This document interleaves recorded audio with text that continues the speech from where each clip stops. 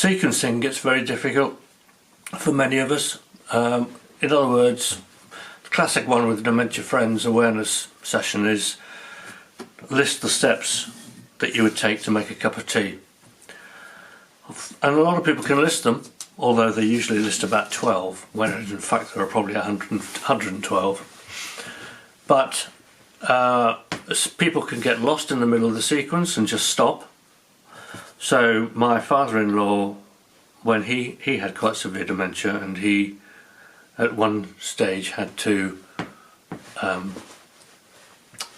suppose you could say, pass a test to prove that he could look after himself and go back home. And he started to make a cup of tea, thinking, oh, this is simple, of course I'll make a cup of tea. And put the kettle on, and then wandered off. I never came back, because he completely forgot that he was making a cup of tea. The other thing is, if you're cooking, for example, and you're sequencing, and you've got to work out what to cook when and in what sequence to put the ingredients in, that can become very hard. And I, for example, have to have no distractions, no noise, usually turn the radio off. Sometimes I can manage it with if it's simple, but usually turn it off.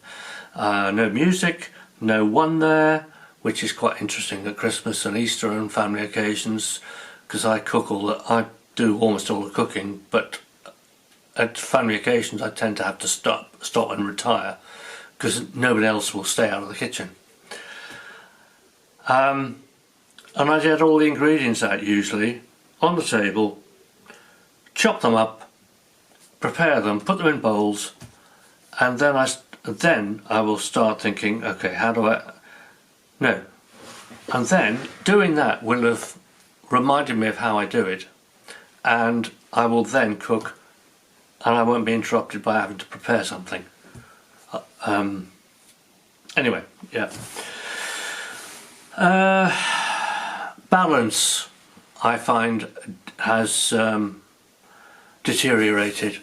So I wobble quite a lot when I'm walking. I can't correct my gait quick enough for uneven ground, for example. That's why I look down a lot when I'm walking.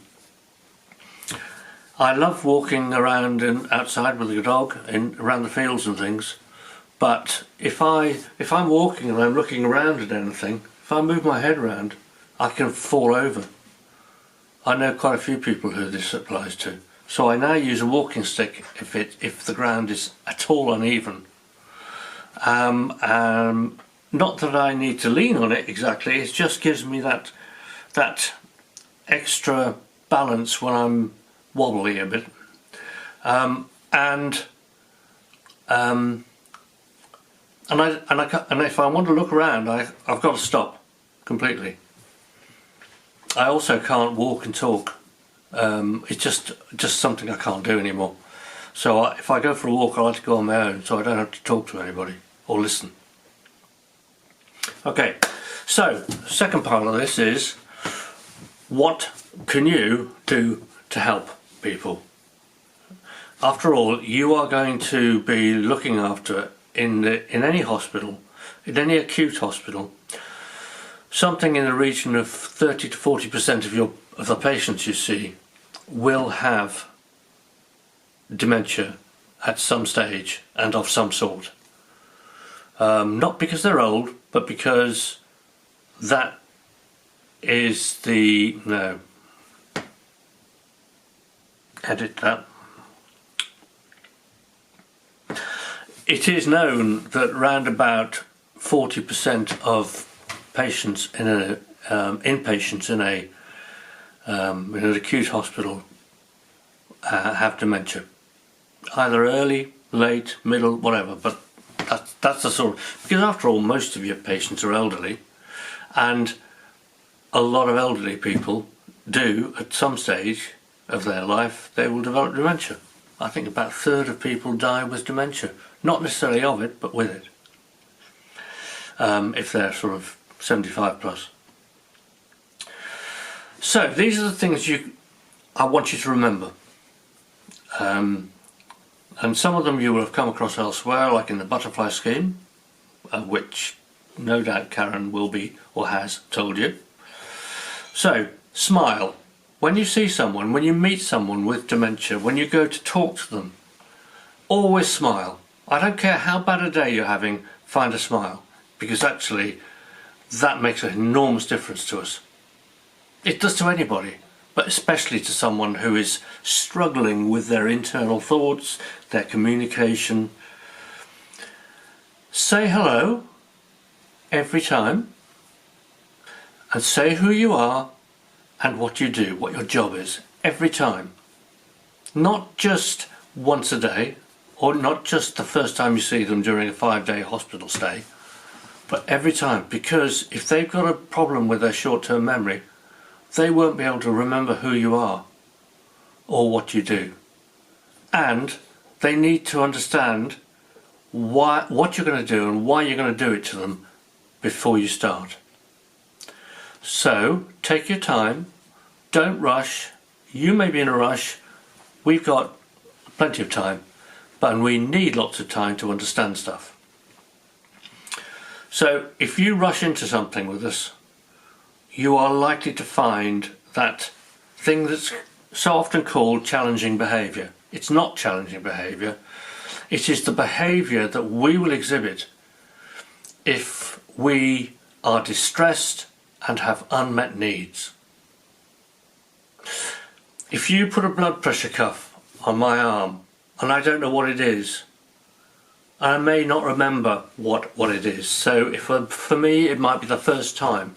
It might, because I don't know what it is. And then it squeezes and it can become quite painful sometimes. I'm going to get really anxious if I don't know what that is and why you're doing it and who you are. You're going to seem like someone attacking me.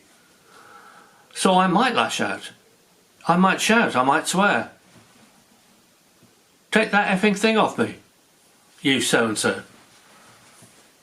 That is because I don't know what's going on, other than you're trying to hurt me. So explain everything until the person understands. If necessary, and why not, stroke their hand or hold their hand. A touch is incredibly important to us. Get down on a level with them, so you're eye to eye. Don't do it from above. Remember, people with dementia will not tend to look up, they'll tend to look down. And it's just polite anyway. Make eye contact. When you talk to a person, make sure you are looking at them and they're looking at you. If anybody is having trouble processing sound, whether it's to do with their ears or their brain, they need to look at your lips and your facial expressions. So make sure they can see you and you're close to them. I don't mean that close. I just mean normal conversation close. Okay? Take it slow.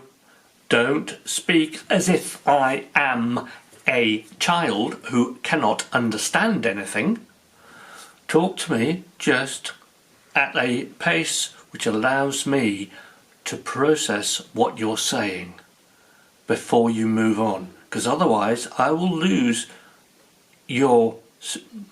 what you're saying and you'll continue and I'll be stuck and I'll never catch up, and then I'll be once again frustrated and I won't understand what you do in the end. Give the person plenty of time to think about a response. If you ask a question or say something, give them time to think about what you've just said. Give them time to process it. Give them time to think, okay, so that means you're going to do this. Now that'll all be unsaid, but you've got to think of it, think it through. For you, it's automatic. You don't have to think about these things because it just does. That computer chip works really well for you, but for us, there are holes in it. There are bits that are broken and won't work. We need an upgrade, but we can't get one. Keep the place quiet. Noises, as I said earlier, really upset us and make it difficult to process stuff. So keep the place quiet if you possibly can. Provide us with frequent drinks. Don't ask us, have you had a drink today? That's a stupid question to someone who can't remember anything or may not be able to remember things. And also, don't ask, would you like a drink? Because patients in the position they're in and feeling ill, they are quite vulnerable. They don't want to upset anybody. They will smile gleefully and they won't want to put you out. So they're quite likely to say, no, I'm fine, dear, I'm fine. And in fact, they need to drink. So just provide a drink. You know what it is they like because you've read about it in the This Is Me document. So provide that drink